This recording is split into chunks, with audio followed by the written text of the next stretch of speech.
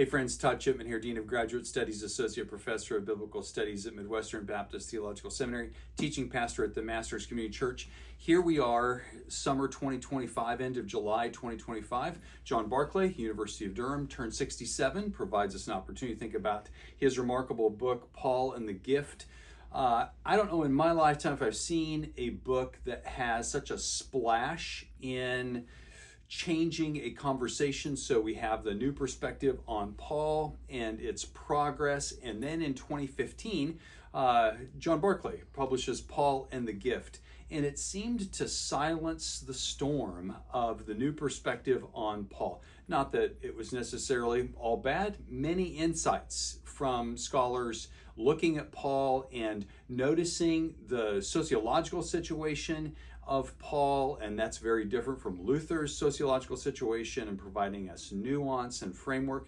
Barclay suggests, though, that some of the new perspective on Paul scholars are a little too specific and miss some of the generalizations of Luther and the radical concept of grace. And Barclay offers that the gift concept of grace goes to those who are undeserving, as opposed to recognizing, yes, Second Temple Judaism has grace, but often recognize grace to the favored children of Abraham, and reading the Christ event through Abrahamic eyes. And Barclay suggests, no, we need to read the other way around and look at what God has done in Christ and then understand Judaism based upon that. So this remarkable book, really the concept of gift, the concept of gifts given without condition, but that doesn't mean they're unconditional. This is Barclay's conclusion,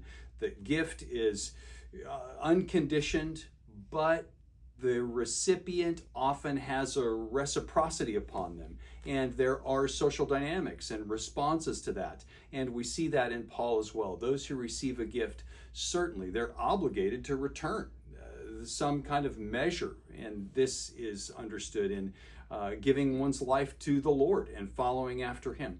Well, a long shadow here in Barclay's book, and this brings us to Stephen Chester here, even in 2025.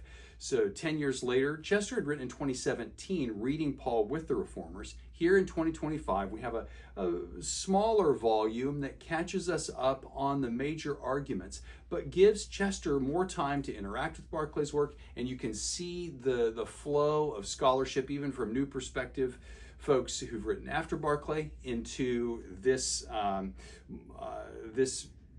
year, 2025. And along the way, Chester, even here in his conclusion, the Reformers and Paul and the Gift. You can see 2025, 2015 here, and this Barclay's book casting a long shadow. And at the end, Chester noting that even those like N.T. Wright and Michael Gorman, if we read them and we read Calvin alongside of them, we recognize that there are some consistencies.